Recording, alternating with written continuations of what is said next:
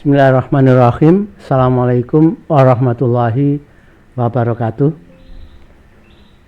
Selamat datang di channel Kirana, channel kisah Rasul, Nabi, dan peradaban bersama Agus Mu'alif Rohadi. Sebelumnya kita telah mengkisahkan, sudah sampai pada kisah di mana Maryam dan para Hawariyun makan bersama dengan Yesus. Setelah itu Yesus atau Nabi Isa meminta ibunya dan para Hawariyun serta sahabat lainnya, ya, murid-murid lainnya, total berjumlah sekitar berapa itu ya, 45 orang lebih itu ya, itu ke Bukit Zaitun untuk menyaksikan Nabi Isa dibawa malaikat turun, kemudian dibawa naik lagi, tidak tahu kemana ya. Sebenarnya kisah seperti ini bukan hanya terjadi pada Nabi Isa dinaikkan seperti itu. Sebelumnya Nabi Ilyas juga seperti itu. Ketika menjemput ajal, Nabi Ilyas itu kan dibawa buruk dengan yang membawa kereta ya. Nabi Ilyas melompat ke kereta itu, kemudian dibawa buruk pergi entah kemana, tidak ada yang mengetahui. Jadi bukan sesuatu yang sesuatu hal baru ya, suatu hal baru bagi para rasul ya, bahwa hal seperti itu bukan sesuatu yang aneh, peristiwa yang aneh bagi para rasul. Nah, setelah itu kemudian Barnabas diperintah menuliskan Injilnya Nabi Isa, dibantu oleh Petrus dan Yohanes ya, Petrus dan Yohanes ya. Nah, akhirnya kita sampai pada mengisahkan kitab Perjanjian Baru ya. Kita pada Perjanjian Baru menyebut para Hawariyun itu rasul, dan sedang Barnabas bukan seorang rasul, karena Barnabas meyakini Yesus itu adalah rasul. Seorang rasul tidak mungkin mempunyai rasul, karena yang punya rasul itu adalah Allah. Jadi tidak mungkin Barnabas jadi rasul. Nah, beda dengan kaum Kristen yang menjadikan Yesus sebagai jelmaan Allah di bumi, ya kan gitu, atau anak Allah yang tentu karena statusnya sebagai Tuhan maka dia bisa memiliki rasul, sehingga para Hawariyun itu kemudian statusnya diangkat sebagai rasul dalam agama Kristen, karena status Yesus diangkat menjadi Tuhan, meskipun yang mengangkat itu manusia, karena dalam Injil 4 evangelik Yesus tidak menyatakan dirinya sebagai Allah maupun sebagai anak Allah ya.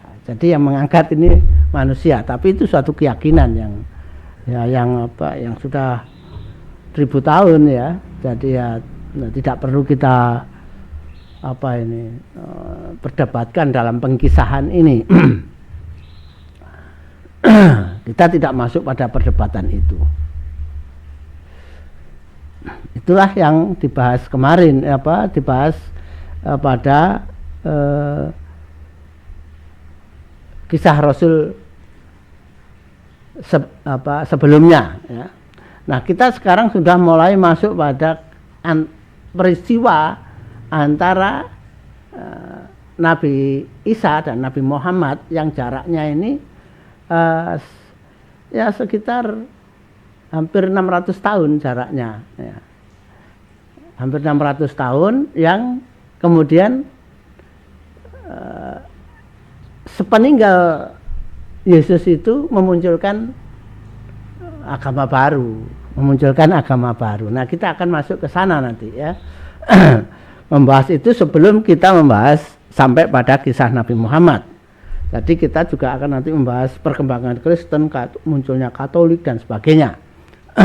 Karena itu juga menjadi latar belakang kerasulan Nabi Muhammad. Jadi itu akan kita kisahkan, kita runut sedemikian rupa sehingga kita mengetahui ya,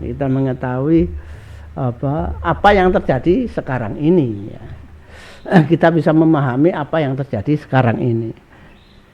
Masa 600 tahun itulah yang menentukan hingga kemudian Nabi Muhammad muncul, sehingga muncul agama selain agama Yahudi ya, agama tauhid Yahudi, kemudian itu Kristen, Katolik dan beberapa variannya ya, variannya. Kalau saya nyebut varian itu kita tidak sekedar bisa menyebut itu sebagai aliran, karena kalau Kristen, Katolik dan lainnya itu perbedaannya adalah pemahaman tentang Tuhan. Berbeda dengan Islam. Islam munculnya aliran seperti Sunni, Syiah itu ya, Allahnya sama, Rasulnya sama, kitabnya sama. Perbedaannya dalam aliran itu adalah pemahaman terhadap syariat, pemahaman syariat, prinsip akidah dan prinsip kepemimpinan. Bukan tentang Tuhan, bukan tentang Rasul, bukan tentang Allah, bukan tentang Rasul, bukan tentang kitab. Bukan tentang perbedaan kitab, adanya kitab yang berbeda, tidak ada. Sama satu. Jadi masih dipertemukan. Tapi kalau di Kristen, Katolik, dari Kristen pindah ke Katolik itu pindah agama. Murtad itu Kristen pindah Katolik, Katolik pindah Protestan, itu sama dengan pindah agama, disebut murtad itu. Kalau Islam dari Sunni pindah Syiah, Syiah pindah Sunni, pindah Ibadiyah, itu tidak disebut murtad karena ya masih dalam rumpun Islam ya, dalam rumpun Islam. Jadi itulah perbedaan utamanya tentang kalau kita menyebut perbedaan aliran di dalam agama Kristen dengan agama Islam. Orang Katolik tidak mau disebut aliran Katolik, orang Protestan tidak mau disebut aliran Protestan, tapi maunya disebut agama Katolik, agama Protestan, ya, seperti itu ya. Karena perbedaannya adalah pemahaman tentang Allah itu. Nah, kita lanjutkan ya, itu sekedar pengertian saja.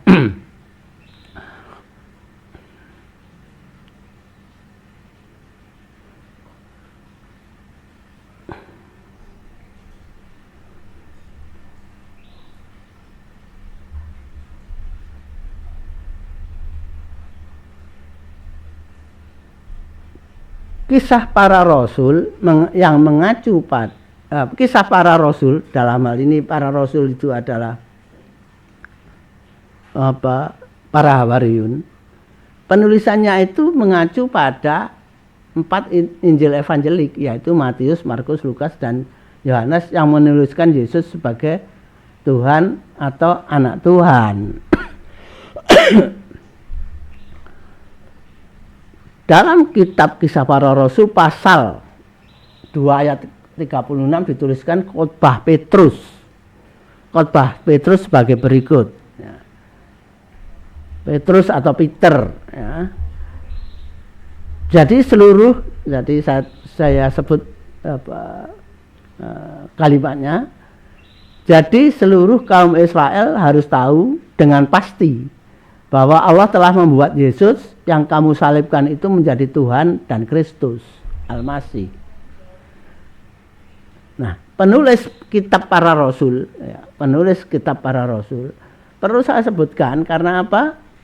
Kitab para rasul ini setelah munculnya 4 evangelik, sedangkan 4 evangelik itu ditulis paling cepat tahun 70. Yesus pergi sekitar tahun 33. Sedangkan Hawariyun itu yang disebut sebagai para rasul itu sejaman dengan Nabi Isa atau Yesus, tapi penulisannya jauh di belakang hari. Ya. Kita tidak sampai menelusi sebenarnya siapa sih yang nulis, kok nggak disebutkan dalam empat evangelik itu, Lukas Injil Lukas hanya menyebut berasal dari orang-orang yang menjaga firman, tapi siapa itu kan tidak disebutkan ya. Nah ini kan jauh, jaraknya jauh. Pertanyaannya kan apa betul itu yang menulis adalah Petrus, yang dimaksud Petrus itu adalah para Hawariyun? Itu bisa menjadi pertanyaan besar. Karena apa? Jarak yang panjang itu. Mengapa jadi pertanyaan besar? Ya karena memang ya sulit dicari yang betul-betul ditulis oleh yang bersangkutan pada yang aslinya, dalam bahasa aslinya. Karena apa? Ya Injil ini tidak punya bahasa asli seperti Al-Quran, yaitu bahasa Arab. Kemudian ketika menerjemahkannya itu disandingkan antara Arab dengan kalau Indonesia dengan Indonesia, kalau Inggris ya Arab dengan Inggris dan sebagainya. Selalu disandingkan, dan yang tulisan dalam bahasa Arab seluruh dunia ini sama. Nah ini tidak ada pada kitab Injil, tidak seperti itu. Itulah yang membuat kalau kita melihat secara ilmiah apa betul seperti itu ya kan gitu, seperti bahwa sama persis gitu ya, sama persis. Kalau terjadi perbedaan penerjemahan hanya pada penerjemahannya, tapi tulisan dalam bahasa aslinya itu apa, itu sama, tidak ada masalahnya. Apakah ditulis dalam bahasa Ibrani, apakah ditulis di dalam bahasa Aram, ataukah ditulis dalam bahasa Yunani, aslinya itu. Jadi Petrus menulis pertama kali itu dalam bahasa apa, itu yang tidak diketahui. Jadi Petrus, Lukas, Yohanes maupun Markus ini pertama kali nulis dalam bahasa apa, ini yang jadi perdebatan ya. Benar-benar seluruh dunia sama. Oh ini tulisannya Petrus dengan bahasa A kan gitu, sama, hanya penerjemahannya saja yang berbeda. Seperti misalnya Al-Quran mungkin ada sedikit selisih-selisih dalam penerjemahan misalnya gitu. Itu yang tidak ada. Jadi ya memang agak susah mengkonfirmasinya ya. Disebut seperti itu. Jadi seluruh kaum Israel harus tahu dengan pasti bahwa Allah telah membuat Yesus yang kamu salibkan itu menjadi Tuhan dan Kristus Al-Masih. Apa betul Petrus itu menuliskan seperti itu? Karena apa? Saya mengutip ini karena Barnabas tidak menyebut seperti ini. Mengapa berbeda dengan Barnabas? Padahal Barnabas dalam menulis itu dibantu oleh Petrus dan Yohanes. Masa ini berbeda? Masa berbeda? Petrus yang ada di Barnabas dengan Petrus dalam kitab Rasul, masa iya berbeda? Perbedaannya apa? Kalau di dalam Injil Barnabas kan Yesus Rasul, tapi ini Petrus menyebut Tuhan dan Kristus. Padahal di Barnabas Yesus itu Rasul, dan Yesus tidak mau disebut Kristus, tidak mau diangkat jadi Kristus. Nah inilah mengapa saya kutip ini supaya kita paham ya apa menempatkannya itu ya apa ya. Itulah yang dituliskan oleh Petrus di dalam kitab para Rasul. Mestinya kitab para Rasul ini kan dituliskan lebih dulu baru 4 evangelik, ya mestinya kan begitu. Ini tidak. 4 evangelik dulu, baru kemudian ada kitab para rasul. Jadi kan kebalik. Karena apa? Mengacu pada 4 evangelik ini, makanya muncul yang seperti ini. Ada tulisan seperti ini.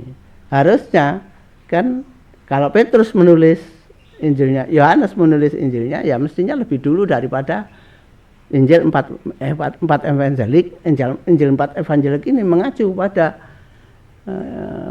kitab para rasul itu, bukan dibalik kan gitu. Ini analisis ya, ini analisis.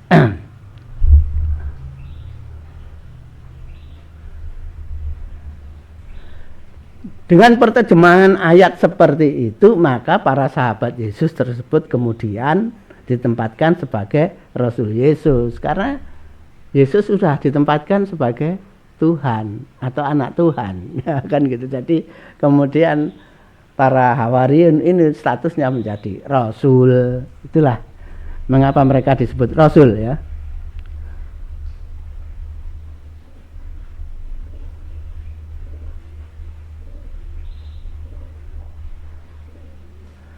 Nah, dengan demikian memang sejak awal kitab Injil dan kitab lainnya dalam Perjanjian Baru itu berada dalam posisi yang krusial bila dihadapkan dengan Injil Barnabas.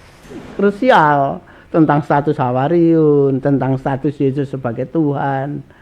Ya, itu menjadi krusial kalau dihadapkan pada Injil Barnabas, karena Barnabas adalah sahabat paling awal dari Nabi Isa. Sebelum Nabi Isa mendapatkan wahyu secara keseluruhan, Barnabas sudah jadi sahabatnya Yesus. Sebelum Yesus diperintahkan untuk melaksanakan tugas sebagai Rasul, Barnabas sudah jadi sahabatnya Yesus. Jadi akhirnya menjadi krusial kalau dihadapkan pada Injil Barnabas. Makanya Injil Barnabas kemudian tidak masuk di dalam kitab Perjanjian Baru.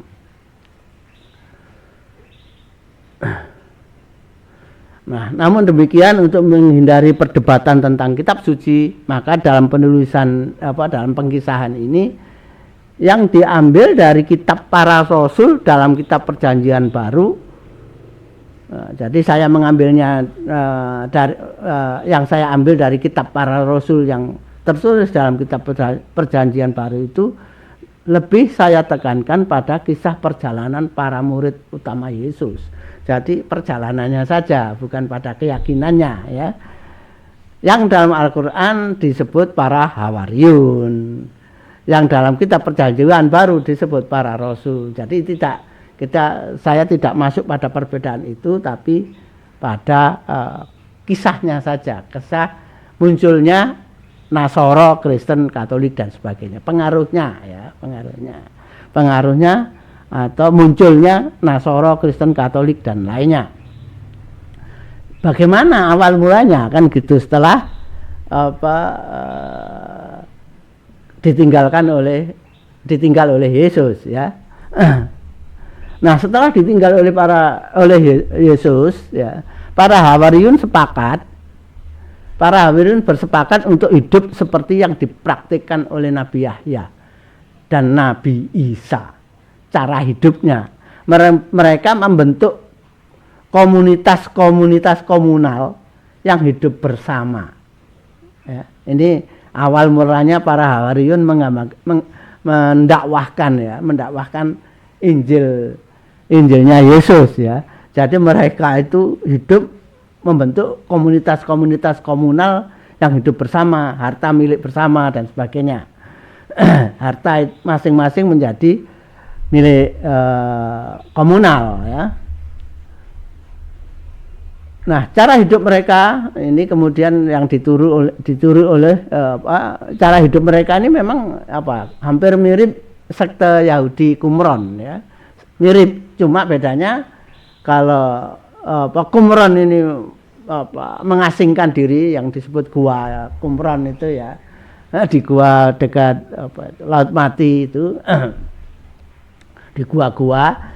Kalau para Hawariyun itu ya hidup di kota ya, mereka tidak mengasingkan diri, cuma cara hidup mereka itu adalah cara hidup komunal.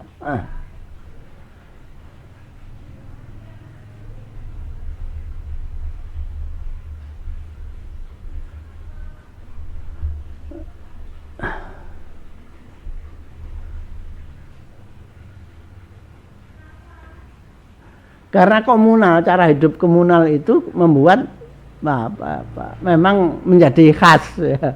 Kalau kumron itu hidup komunal tapi mengasingkan diri, tapi kalau para Hawariyun itu membuat komunitas komunal tapi di tengah-tengah penduduk. Jadi memang menjadi akhirnya muncul komunitas-komunitas komunal yang dibentuk oleh para Hawariyun yang memang punya ciri khas ya, punya ciri khas di Yerusalem dan beberapa kota lainnya yang di wilayah Israel ya. Kitab Para Rasul pasal 3 ayat 11 sampai 21, pasal 5 ayat 17 sampai 42 mengisahkan suatu peristiwa, yaitu semakin lama semakin banyak jumlah orang yang berada dalam komunitas komunal, semakin banyak menjadi jemaat para Hawariyun, sehingga ada sebagian pejabat agama yang merasa terganggu. Pejabat agama dalam ini adalah Sanhedrin, para imam Haikal Sulaiman, merasa terganggu bahkan marah mendengar khotbah para Hawariyun. Ya karena tidak mau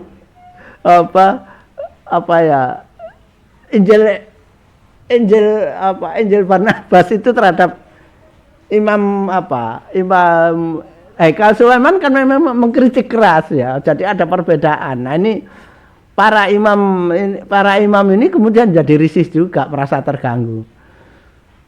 Nah, bahkan akhirnya mereka menangkap para sahabat Yesus dan dimasukkan dalam penjara. Para Hawariyun ini ditangkap dan dimasukkan ke dalam penjara.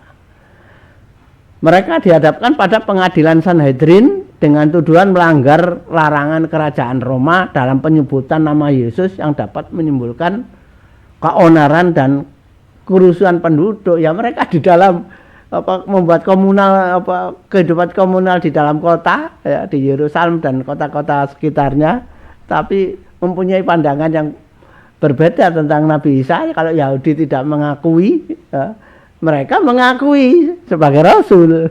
Kalau Yahudi tidak mengakui, nah ini akhirnya muncul masalah kan gitu. Mereka akhirnya ditangkap dan dipenjara. Karena apa? Ya akhirnya membuat keonaran, otomatis menimbulkan perbedaan di dalam masyarakat ya. Akhirnya ya muncul keonaran dan akhirnya ditangkap dan dipenjara. Peter atau Petrus menyampaikan pembelaannya ketika disidang di dalam Sanhedrin ya. Nah, tapi pembelaannya ini justru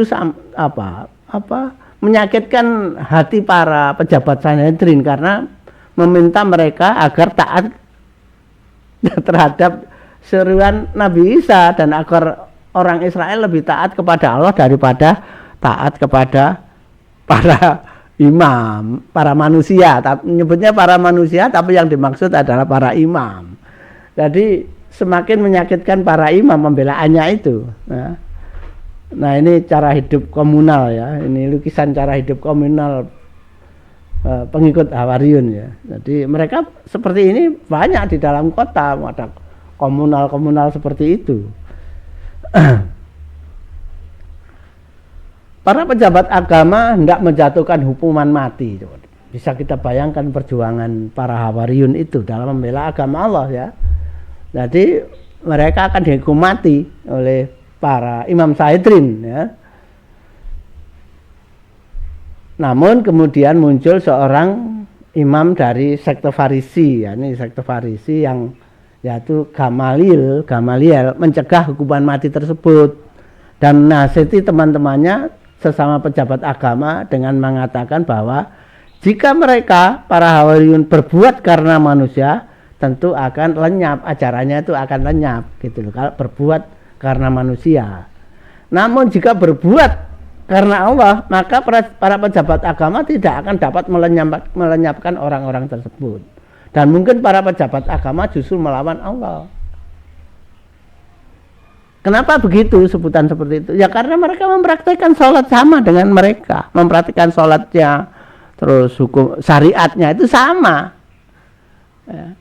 Melaksanakan Taurat, menjalankan Taurat, praktek ibadah Taurat sama, hanya berbeda tentang status Yesus, hanya berbeda tentang ajaran Injilnya Yesus.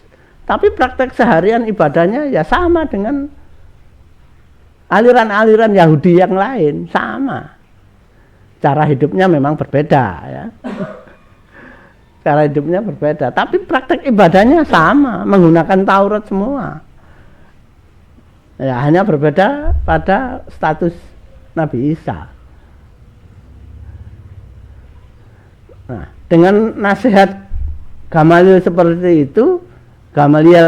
itu, ya, nasihat tersebut kemudian dapat diterima para pejabat agama sehingga para Hawariyun dikeluarkan dari penjara. Ya mereka takut melawan Allah juga. Gitu, ya. Kalau para Hawariyun ternyata melaksanakan ajaran Nabi Isa yang berasal dari Allah, kan mereka sama dengan melawan Allah. Itulah nasihat Gamaliel dan akhirnya diterima ya sesama penganut Taurat, ya, sesama penganut Taurat, ya, akhirnya dikeluarkan dari penjara, ya. Bahkan mereka juga diizinkan untuk melaksanakan peribadatan di Haikal Sulaiman, ya karena persis sama cara praktik peribadatannya di Haikal Sulaiman juga sama, melaksanakan syariat yang sama. Nah akhirnya mereka diakui sebagai salah satu aliran Yahudi. Jadi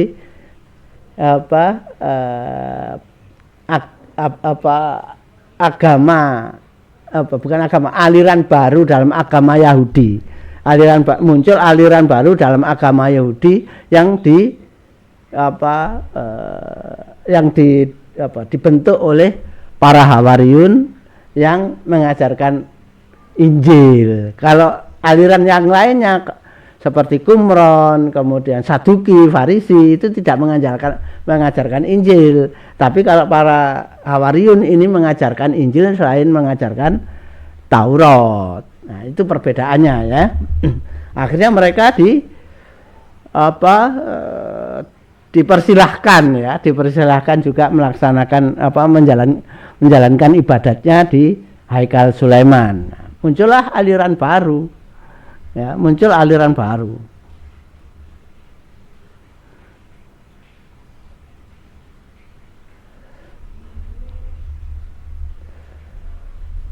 Nah, Al-Quran juga menyebut, jadi sebelum lebih jauh kita masih pada aliran baru ini, Al-Quran juga menyebut para Hawariyun sebagai kaum Ansor atau Nasoro, namun dengan sebutan yang mempunyai beberapa makna sesuai masanya.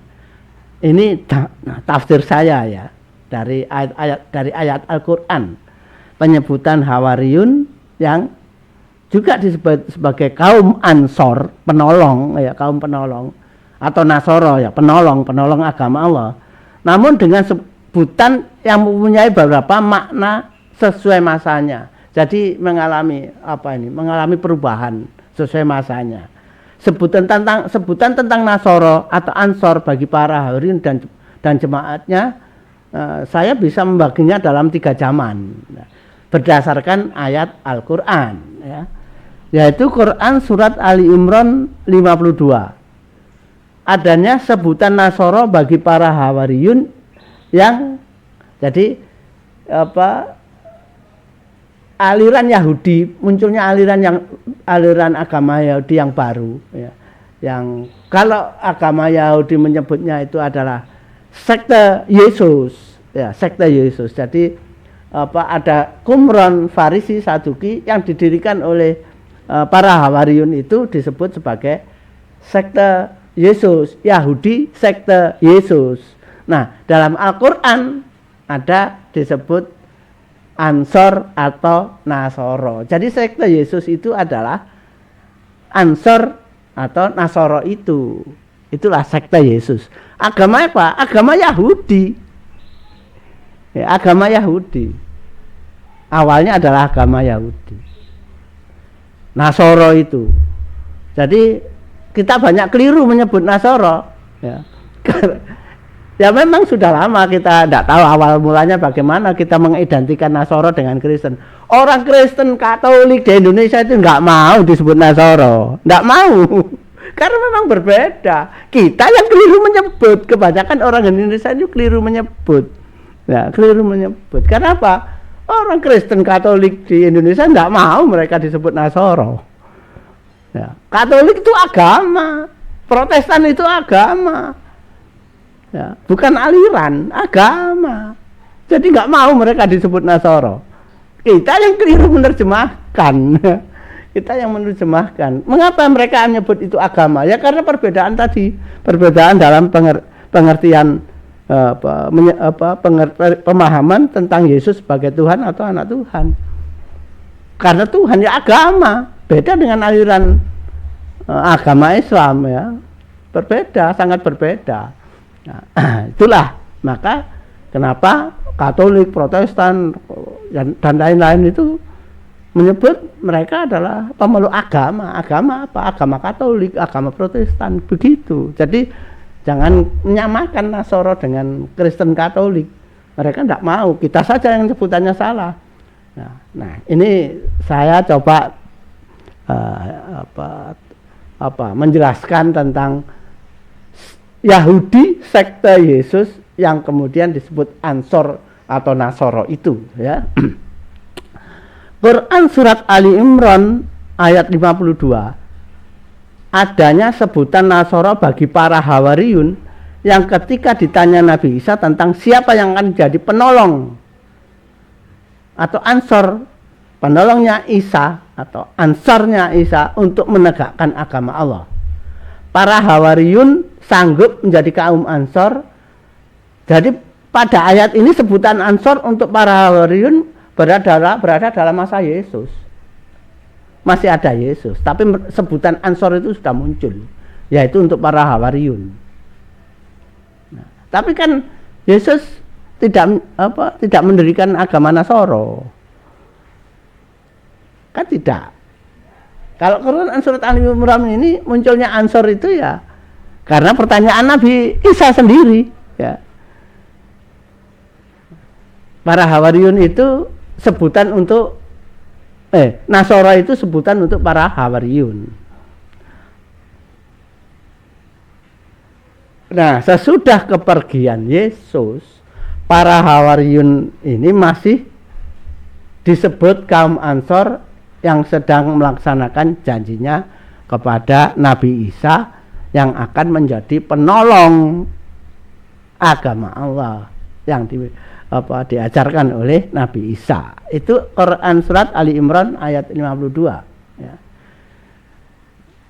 Quran surat At-Taubah ayat 30-31 yaitu menyebutkan terdapat orang-orang di antara kaum Nasoro ya, di antara kaum Nasoro yang menyebut Al-Masih putra Maryam sebagai Al-Masih putra Allah.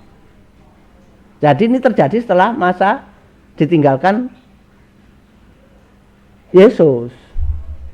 Ada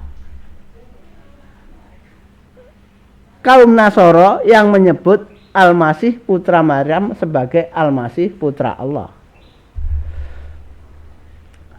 Di mana ucapan itu seperti ucapan orang-orang Yahudi kafir yang menyebut Uzair putra Allah. Jadi sebutan putra Allah itu yang pertama kali bukan pada Yesus, kaum Yahudi itu. Sebutan panggilan kaum Yahudi pada seseorang menjadi putra Allah itu yang pertama kali bukan pada Nabi Isa, tapi pada Uzair. Ya. Kalau kita lihat pada Quran surat At-Taubah ayat 30-31, yang Quran surat Al-Taubah ayat 30 dan 31 ini diperkuat dengan Quran surat Al-Maidah 72-73 yang menyatakan bahwa telah kafir orang-orang di antara mereka yang menyebut Al-Masih putra Maryam adalah Allah dan menyebut Al-Masih putra Maryam adalah putra Allah. Dengan demikian, Al-Quran menginformasikan terdapat suatu masa di mana terdapat sebagian dari kaum Nasoro. Nanti siapa itu? Nanti kita akan telusuri siapa ini ya. Terdapat suatu masa di mana sebagian dari kaum Nasoro yang merubah atau menyimpangkan ajaran para Hawariyun, yang menyimpangkan ajaran kaum Nasoro, yang mulai menyebut Al-Masih putra Maryam menjadi Al-Masih putra Allah atau Allah itu sendiri. Jadi ini menyimpangkan dari ajaran Nasoro sendiri. Siapa itu? Nanti kita akan ikuti kisah berikutnya ya. Nanti akan ketahuan siapa yang pertama kali menyebut ini. Ya, siapa yang menyebut ini pertama kali? pada tahun berapa nanti juga ketahuan ya. Kemudian ada Quran surat Al-Baqarah ayat 120 dan Quran surat Al-Maidah ayat 51 sampai 68 yang mengkisahkan perilaku kaum Nasoro bersama-sama kaum Yahudi pada masa Nabi Muhammad. Nah, ini pada masa Nabi Muhammad ya. Yang tidak rela atas kenabian dan kerasulan Muhammad, dan mereka akan berusaha menjadikan pengikutnya Nabi Muhammad mengikuti agama mereka. Quran surat Al-Baqarah 120 diawali dengan kata-kata lan, dan tidak. Terjemahan di bahasa Indonesia kan cuma tidak gitu aja ya. Ada perbedaan antara lan terus lam yalid walam yulad ya, kan gitu. Itu kan sama-sama tidak tapi mempunyai makna yang berbeda. Terus juga ada kata-kata la yang itu juga bermakna tidak. Nah, tapi tidaknya lan dan lam itu berbeda ya. Kalau penyebutan lan ya mempunyai makna ya dahulu mengakui ya. Tapi sekarang untuk selamanya tidak. Apa sih yang dahulu diakui? Yang dahulu diakui itu adalah Rasul terakhir itu adalah Ahmad. Di kitab-kitabnya kaum Yahudi ada bahwa Rasul terakhir itu Ahmad. Ya. Tapi pada Quran, pada masa Nabi Muhammad, Quran surat Al-Baqarah 120, mereka sudah ketika Muhammad datang atau Ahmad datang, mereka mengingkari, tidak mau. Tapi sebelumnya mereka mengakui. Dalam kisah Nabi Muhammad kan juga begitu. Dalam kisah Nabi Muhammad itu mereka kalau khotbah di di kota Yatsrib itu mereka mengakui bahwa akan muncul nabi dari kaumnya Ismail, itu mereka mengakui. Bahkan mereka mengancam orang-orang Yatsrib, nanti kalau muncul Ahmad atau Muhammad, maka kami bersama-sama Muhammad akan menghajar kalian, akan menghancurkan kalian. Loh, seperti itu. Itu pada sebelum Nabi Muhammad datang, sudah di kota Yatsrib. Yang sekarang kita kenal sebagai kota Madinah itu. Tapi ketika Ahmad datang, Nabi Muhammad hijrah dari Mekah ke Yatsrib, mereka ganti yang tidak mengakui. Sejak saat itu mereka tidak mengakui. Tapi ada imam-imam mereka yang mengakui. Ada. Nanti kita kalau sudah sampai kepada sejarah Nabi Muhammad, kita akan bisa lihat itu ya. Jadi awalnya mereka mengakui, tapi ketika datang kemudian tidak mengakui dan untuk selamanya tidak mengakui. Itulah mana lan ya. Lan itu seperti itu. Dulu mengakui tapi ketika yang diakui ini datang kemudian mereka tidak mengakui dan selamanya tidak mengakui. Itu makna lan. Kalau lam yalid walam yulad, dari awal tidak sampai kiamat tidak, kan gitu. Itu perbedaannya ya. Lan. Kalau la ya tidak, gitu saja. Ya. Nah, Quran surat Al-Baqarah 120 ini berarti pada masa Nabi Muhammad. Jadi ada 3 masa. Yaitu pada awal Hawariyun membentuk pada awal Hawariyun disebut Ansor pada masa Nabi Isa masih hidup, yang masih kemudian masih mereka kemudian bersepakat untuk melanjutkan ajaran Nabi Isa setelah kepergian Nabi Isa. Jadi awalnya itu kaum Nasoro seperti itu ya. Kemudian ada sebagian Nasoro, ada masa di mana sebagian Nasoro, kaum Nasoro menyebut Yesus itu Tuhan atau Yesus itu anak Allah ya. Itu masa kemudian ya, ada sebagian seperti itu. Kemudian masa Nabi Muhammad ya, yang mereka tidak mengakui ya, mereka tidak mengakui. Ada kaum Nasoro yang tidak mengakui karena disebut begitu kan, perilaku kaum Nasoro bersama-sama kaum Yahudi ya. Nasoro bersama-sama kaum Yahudi pada masa Nabi Muhammad yang tidak rela atas kenabian kerasulan Nabi Muhammad. Itu Quran surat Al-Baqarah. Dan dalam Al-Quran selalu disebut bareng itu Yahudi wa Nasoro ya, itu selalu begitu bersama-sama ya.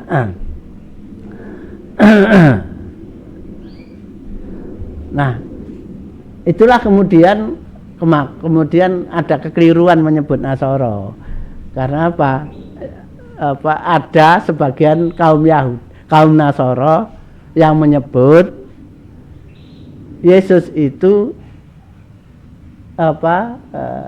Tuhan, atau Yesus itu Allah itu sendiri, atau Yesus itu anak Allah. Sehingga kemudian di sini, di Indonesia ini mengidentikan Nasoro dengan Kristen, Katolik dan lainnya. Padahal bukan, beda ya. Padahal beda. Orang-orang Kristen Katolik sendiri tidak mau disebut Nasoro kan gitu ya.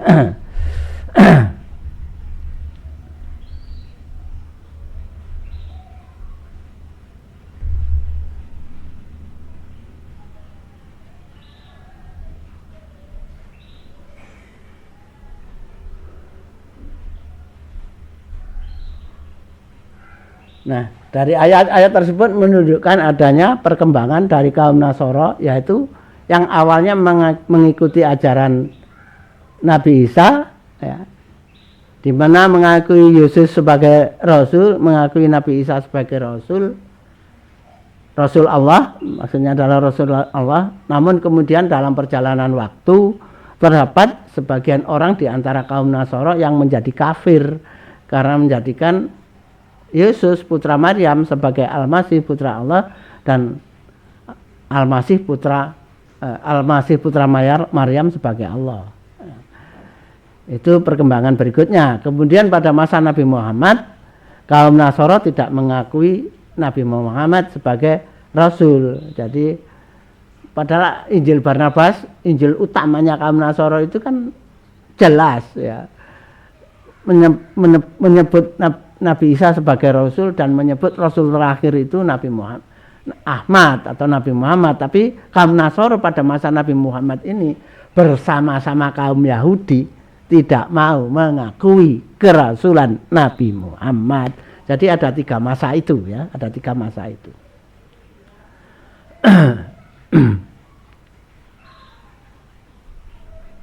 Oleh karena itu, untuk memudahkan penyebutan dalam pengkisahannya ya, maka saya